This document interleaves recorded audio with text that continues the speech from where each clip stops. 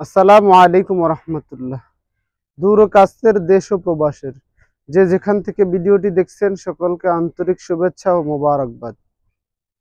প্রিয় দর্শক, আজকে এমন একটি বিষয় আপনাদের সামনে আলোচনা করব, তা হলো মহান আল্লাহ তাআলা আমাদেরকে বাক শক্তি দিয়েছেন, কথা বলার শক্তি দিয়েছেন মহান রবের প্রশংসা করার জন্য।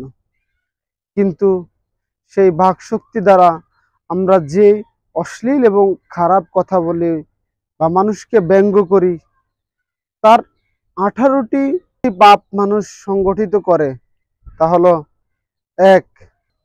কাউকে খারাপ উপনামে ডাকা বা ব্যঙ্গ করা। 2. কাউকে নিয়ে ঠাট্টা বা বিদ্রূপ করা। 3. অশ্লীল কথা বলা। 4. কাউকে গালিগালাজ করা। 5. নিন্দা করা। 6. কাউকে অপবাদ দেওয়া। 7. চগলখড়ি করা। 8. বিনা প্রয়োজনে কারো গোপনীয়তা ফাঁস করা। 9. মুনাফিকি বা মুখী কথা বলা। 10. অতিরিক্ত বা বিনা প্রয়োজনে কথা বলা। 11. বাতিল বা হারাম জিনিস নিয়ে কথা বলা। 12. কারো গীবত করা। 13. কাউকে অভিশাপ দেয়া। 14. কাউকে সামনাসামনি প্রশংসা করা। 15.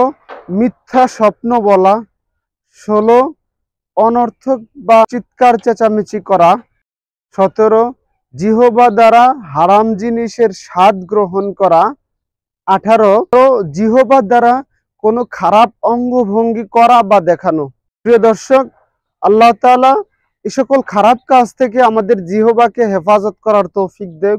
ভিডিওটি ভালো লাগলে বেশি বেশি লাইক, কমেন্টস এবং শেয়ার করে দিবেন। সকলের সুস্বাস্থ্য দীর্ঘায়ু কামনা করে আজ এ পর্যন্তই। আসসালামু আলাইকুম ওয়া রাহমাতুল্লাহি ওয়া বারাকাতুহু।